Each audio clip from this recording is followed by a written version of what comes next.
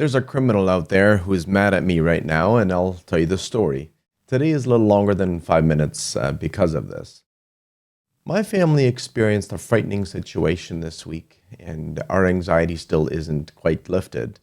We live in Ontario, Canada, in relative peace, in a free-ish country, free to build a business, free to work as hard as we want to, and hopefully leave a lasting legacy for our descendants. But we do feel free enough that apparently we're a fertile ground for innovative crimes.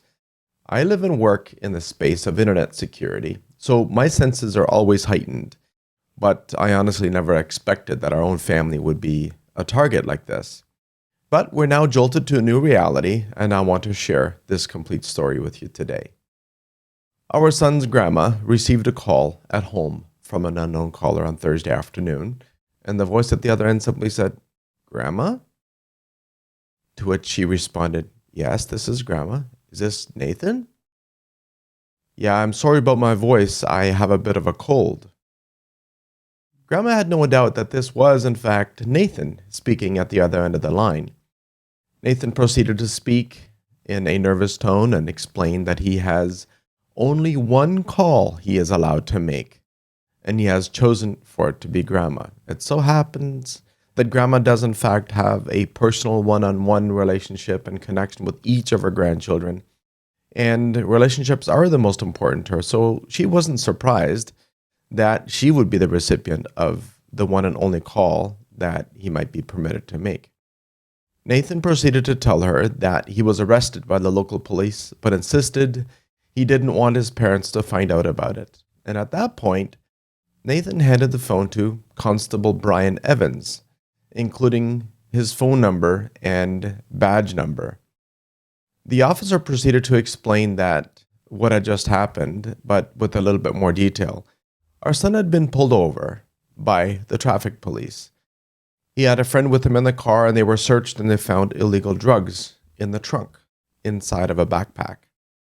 Nathan had already been tested for drugs, according to the officer, and was found to be clean. This apparently was a good sign because he may actually be the innocent one in this case, but it would only be determined by a court of law on the following Thursday. So in the meantime, he would be detained unless he was bailed out, and bail was set at $10,000, cash only. Now, in real life, Nathan did just get his first car. He had been excited to be driving friends around, and the recent enthusiasm around his autonomy is something that Grandma fully understood. The officer proceeded to explain that Grandma should tell nobody about this. He expressed an interest in preserving her grandson's reputation, and that it would be best if this incident never leaked to any family members, including us, the parents.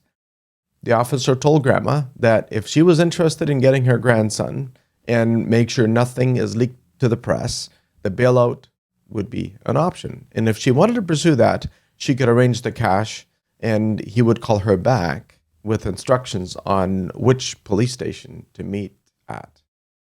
Now, grandmas are resourceful.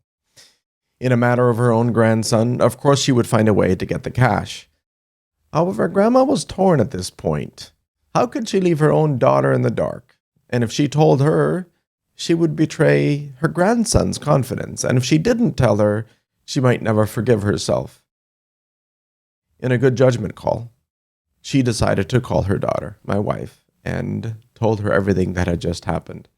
Now, my wife's instinct is protective in nature as well, and immediately shared the call details with me, and we decided that she will visit her mom in person while I stay back home to verify that this isn't not a scam of some sort. So during the next 30 minutes, my immediate goal was just to get some facts.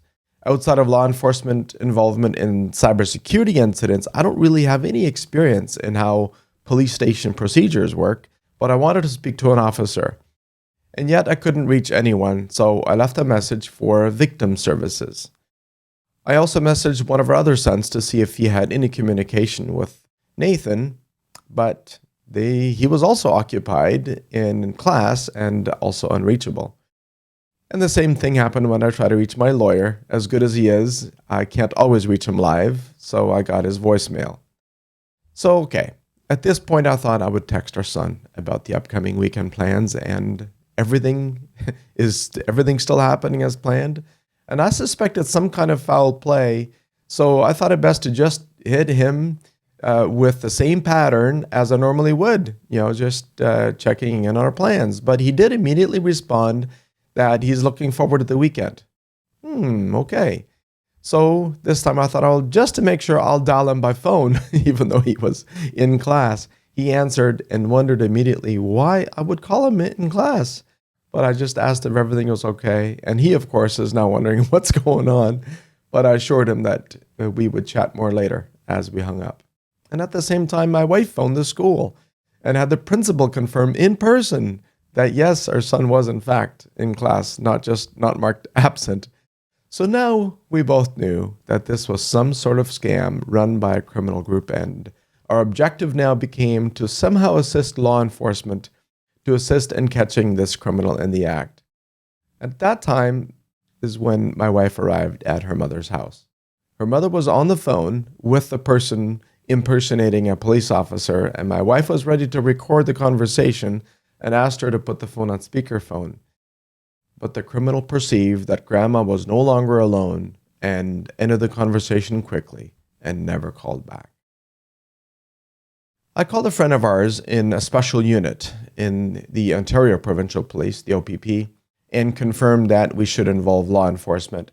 Since the only matter of jurisdiction so far was a phone call and it was received in Aylmer, we needed to start with the local police. Fortunately, I could reach someone live at the Aylmer police station, and right away an officer was dispatched to Grandma's house. He proceeded to inform them on how these sorts of scams work and that no investigation would be launched. You see, if she had been willing to deliver cash, it would now have been to an unsuspecting mule, someone who's paid just to receive cash from a third party, and then purchase cryptocurrency with it and send that onto the criminal group. We also had a call back from victim services that informed us that it was already the third call that day. So we did lots and lots of learning that day and since then. So for one thing, relationships trump crimes of deceit. In families where relationships retain high integrity and honesty, that forms a shield of protection around you. Grandma has this in spades, and it provided her the protection she needed that day. Secondly, there were red flags along the way that we want to share with others.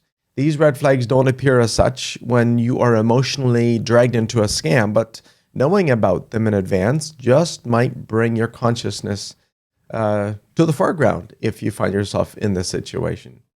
First, please never do ask for cash, at least not honest ones, and any financial transactions would be conducted through the court system. Secondly, when there's a sense of urgency, like if someone is genuinely in custody, there's no same day urgency.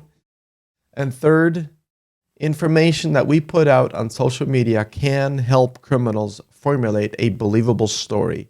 Not just what we post, but what our friends post and tag us with. I'm at the point now where it's so clear to me that the net of social media has been a negative impact on society, but that's for another day. Some of you that know me personally, you heard my son Nathan. That's not his real name. I'm trying to protect him as well. But this is otherwise a real story. And in the meantime, check out a CTV news story on the grandmother scam. There's more detail there on how it works, and protect you and your family. See you again next week.